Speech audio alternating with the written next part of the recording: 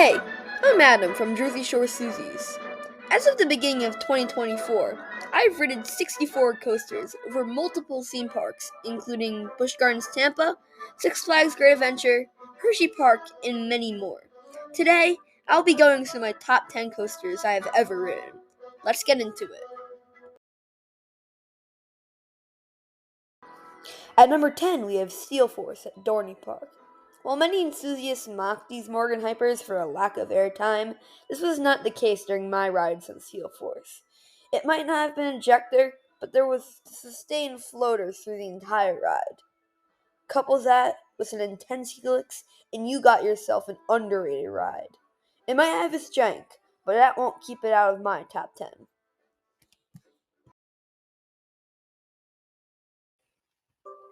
Coming in at number 9 is the Jersey Devil Coaster at Six Flags Great Adventure. From what I've heard, it's not as intense as the OG Raptors, but it still packs a punch. The drop in the back row has insane yank to it. The dive loops and stalls also make for fun elements, but the ride does too much meandering to put it any higher. Still great, and definitely a must ride at Great Adventure.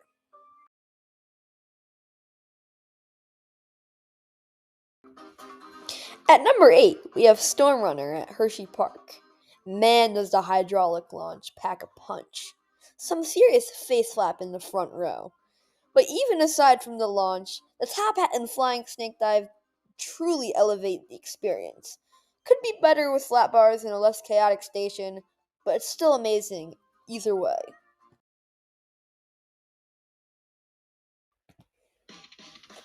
Landing in the 7th spot is King Ka Six Flags Great Adventure.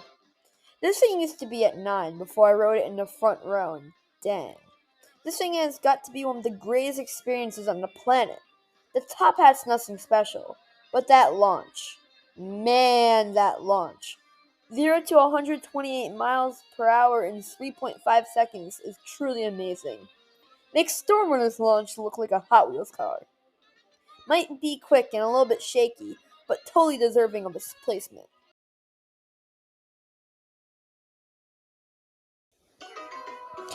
At number 6, we have Montu at Busch Gardens Tampa. Out of the 4 B&M's inverts that I have ridden, is easily the best one. Those elements with that speed in the Florida sun, even in with the trenches, can't be compared. The inversions pop unlike any other B&M. The ride hauls like crazy. The back row gives so much whip. And that bat wing. Man, that bat wing. Everyone said it was insane, but whoa. Far and away the best B&M invert that I've ridden.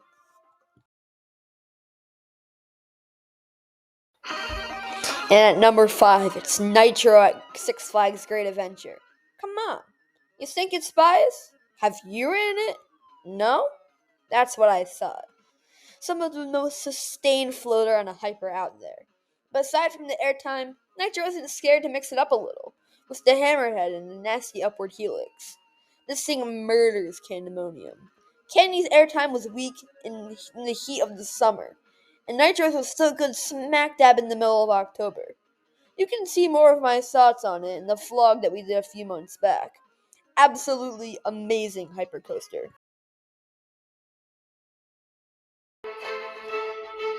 In the 4th spot, it's Wildcat's Revenge at Hershey Park. May not be my favorite RMC, but it's still elite. The inversions are unique. Some whippy and some less hang time. There's banging ejector hills from start to finish, and the trains and whole setup are extremely comfy. The second half does not let up at all. There may not be a whole lot of standout elements, but it's still a heck of a coaster. At number 3, also from Hershey Park, it's Skyrush. Skyrush, oh Skyrush. Does it have a repetitive layout? Yes. Does it also have bone-crushing restraints? Also yes. But that does not matter at all. The airtime should be illegal, it's so good. I have heard about the first drop, but man, that thing was demented. And that twisted hill, insane. The laterals cannot compare. It may hurt, but that just adds to the ride experience. Add that to a sunset ride over the water and woza. One of the craziest rides in the world, let alone on my list. Go on now. You need to ride Skyrush. Following Skyrush, at number 2 we have the ride that is considered quote unquote wooden Skyrush, El Toro. Can I tell you how lucky I am to have this masterpiece at my home park? El Toro feels as if it has been constructed on another planet. Similar to Skyrush, it's insanity. But unlike Skyrush, it's a more complete ride with a much better layout. The airtime in this thing is absolutely mental. The Rolling Thunder Hill is absolutely infamous and for a good reason. The drop is mental. It has airtime and head choppers. What's not to love? And those two following hills, ejector perfection. People complain about the middle section, but to me it's the perfect breather of floater before that ending. And that ending, world class. Whippy, out of control. Those switchbacks are crazy. El Toro used to be my number one, but the roughness kind of lowered the intensity. Despite my little critique, it still has a special place in my heart, but only one ride can top it.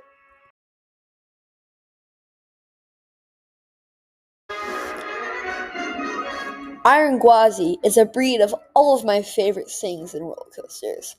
The out of control airtime of El Toro, the top tier versions of Wildcat's Revenge, the smoothness of Nitro. I've already made a review of it, so I don't want to make this too long. So I'll just give you the cliff notes. Iron Gwazi is controlled chaos. Mixing the intense layout with the intense heat is a recipe for success. This thing is relentless. The airtime is on another level.